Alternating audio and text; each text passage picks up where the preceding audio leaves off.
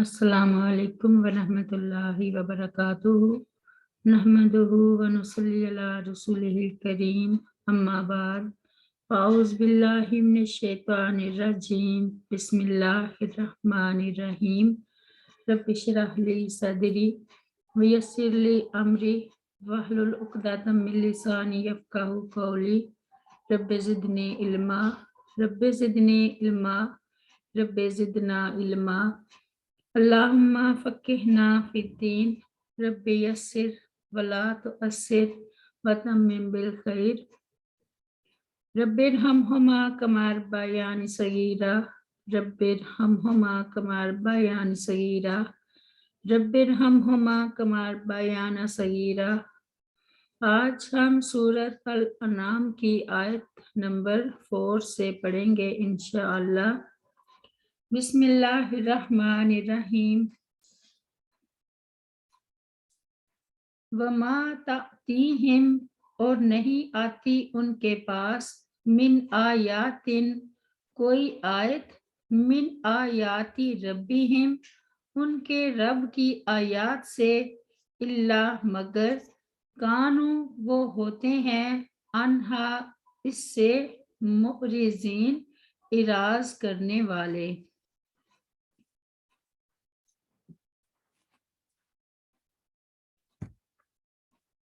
ان آیات سے مراد وہ احکام بھی ہیں جو آیات کی صورت میں انبیاء علیہم السلام پر اترتے رہے، اور وہ معجزات بھی جو نبوت کی دلیل کے طور پر اترتے رہے ہیں۔ اس کے علاوہ کائنات میں بے شمار نشانیاں ایسی موجود ہیں جو اللہ تعالیٰ کے وجود اور اس کی توحید کی طرف دعوت دیتی ہیں، لیکن یہ ان سے اعراض کرتے ہیں۔ ارشاد باری تعالیٰ ہے وَكَأَيٍّ مِّنْ آیَاتٍ فِي السَّمَاوَاتِ وَالْأَرْضِ يَمُرُّونَ عَلَيْهَا وَهُمْ عَنْهَا مُعْرِضُونَ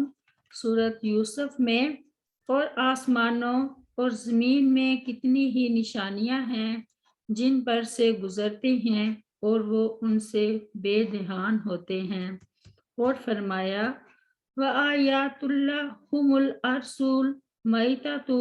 أَحْیَیْنَاهَا وَأَخْرَجْنَا مِنْهَا حَبًّا فَمِنْهُ یَأْکُلُونَ سورۃ یاسین میں، اور ایک نشانی ان کے لیے مردہ زمین ہے، ہم نے اسے زندہ کیا اور اس سے غلہ نکالا تو وہ اسی میں سے کھاتے ہیں۔ اور فرمایا وَآیَاتُ اللَّهُمُ اللَّیْلُ نَسْلَخُ مِنْهُ النَّہَارَ فَإِذَا هُمْ مُظْلِمُونَ سورۃ یاسین میں اللہ تعالیٰ فرماتے ہیں، اور ایک نشانی ان کے لیے رات ہے، ہم اس پر سے دن کو کھینچ اتارتے ہیں تو اچانک وہ اندھیرے میں رہ جانے والے ہوتے ہیں۔ آیت نمبر 5۔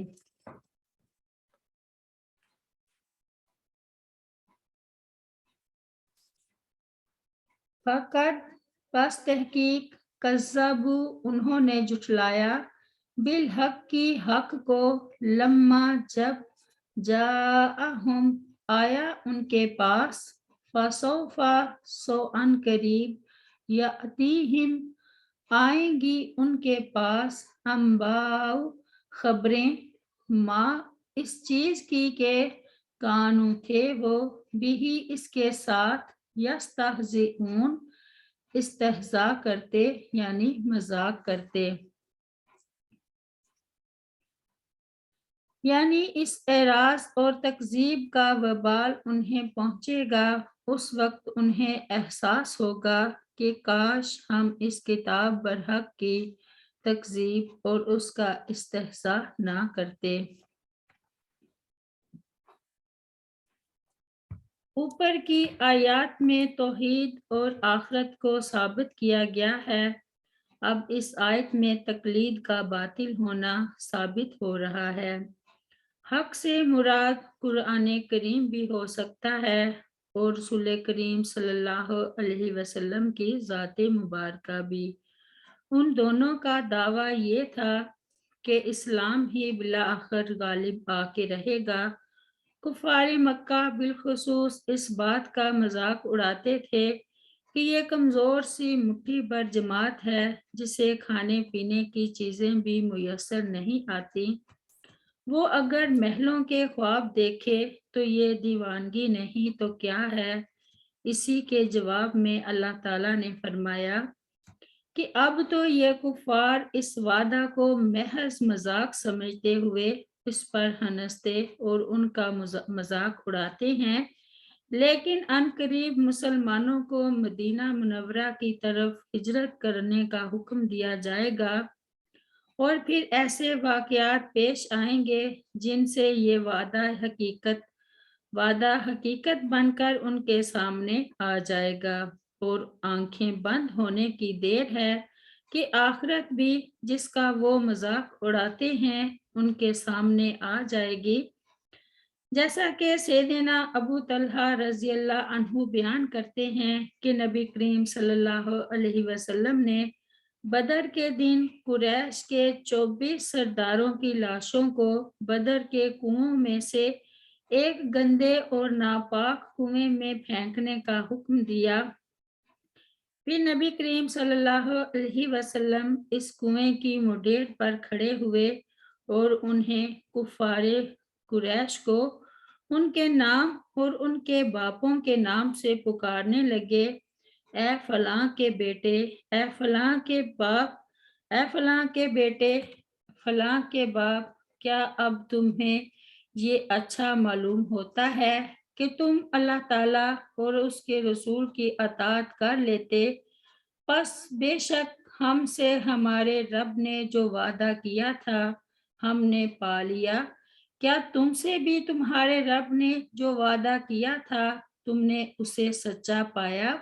بخاری کی روایت ہے۔ رب اغفر لی ولوالدی ولمن دخل بیتی مؤمنا وللمؤمنین والمؤمنات سبحان ربک رب العزت عما یصفون وسلام علی المرسلین والحمد للہ رب العالمین۔ السلام علیکم ورحمۃ اللہ وبرکاتہ۔